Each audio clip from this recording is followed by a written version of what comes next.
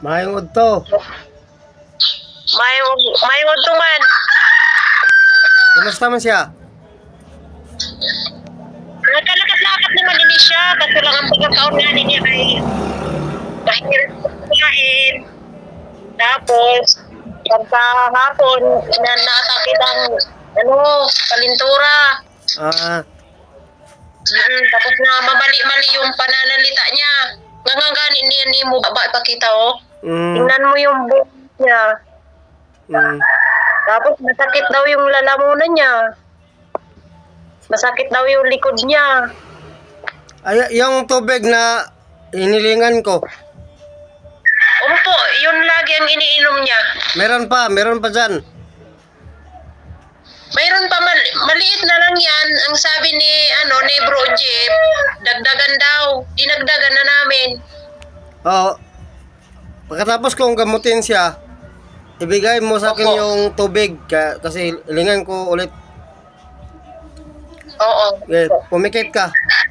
Pumikit. Yung Awat sa istorya.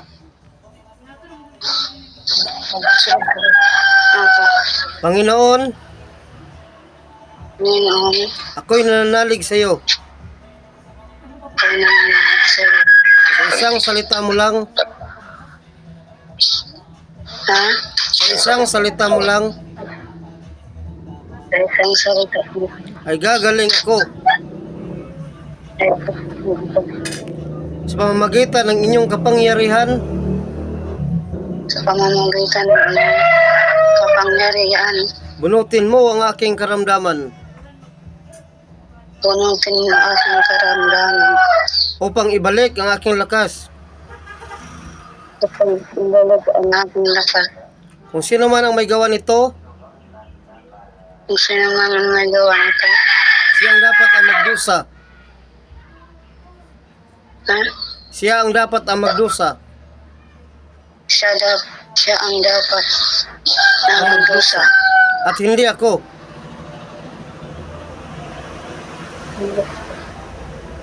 Jesus name, Jesus name, Jesus name, Jesus name, Jesus name. Jesus name.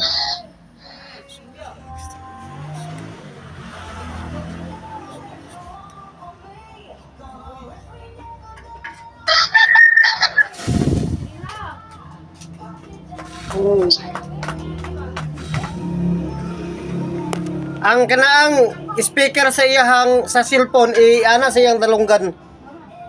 Ipadikit sa iyang dalunggan.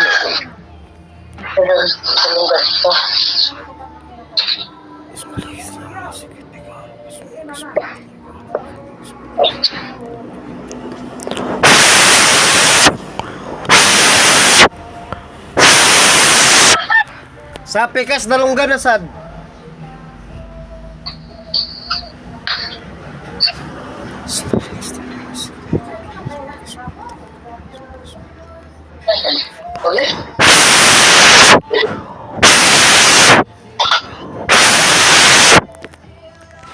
Kato na yung tubig na yun. Ipakita na yung sa akong tubig.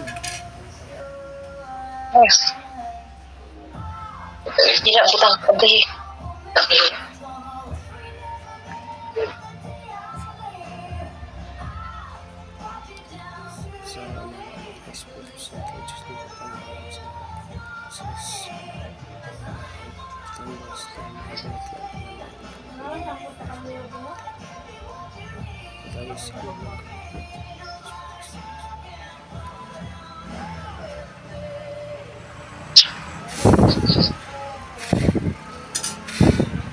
Pagkuha na tubig na painom siya.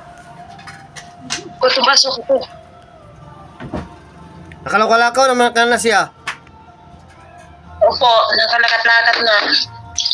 Pero minsan pag ginatakis ang kalintura niya, kay mamali-mali yung pananalita niya.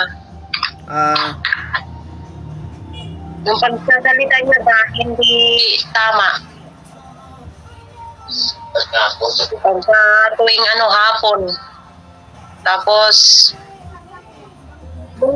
Pamina siyang kumain. Anong mga salita niyang inalabas niya? Nga mali. Sinasabi niyang yung pagkain daw, gamot sa ngipin. Mali naman yun. Di naman yun gamot sa ngipin, di ba? Yung pagkain. Oo. Tapos sinasabi niya, ano daw, gira, napuputukan daw, tinatamaan daw kami ng bala. Ganon sinasabi niya. May ibang sumasapi sa kanya. Siguro.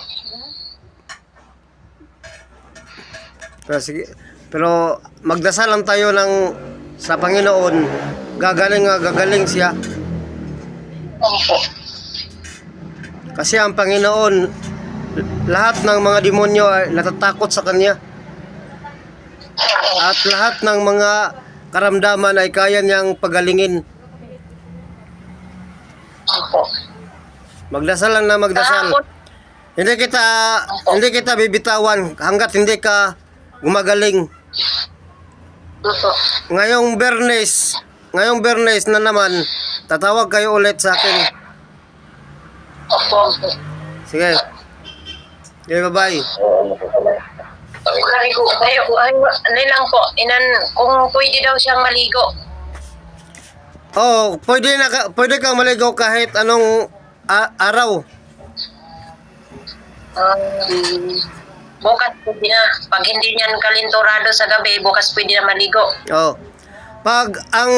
Dapat meron kayong dyan kanang atis, dahon ng atis. Ano yun? Lagay.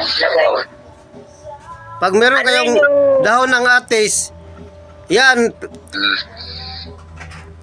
27 kadahon. Yung pakuluan nyo na yun, isagol sa kanyang pangkaligo. Wag mo siyang pakainin ng may mga uwel, mga karning baboy at saka manok. Wag mo pakainin siya.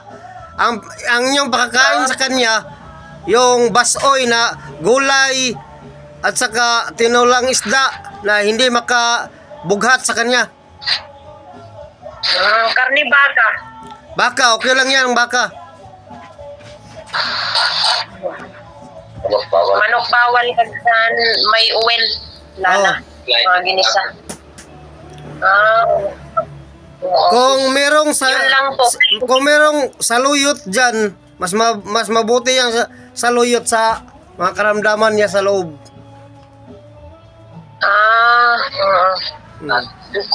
Okra daw. Okra, saluyot, kanang Oo. kamunggay. Opo, marami dito kamalunggay sa kasaloy. Oh. Yan ipapakain sa kanya. Hanggat na hindi pa siya gumagaling, huwag niyo pakainin ng karning baboy. Opo. Oh, sige. Sige. Salamat po. Okay.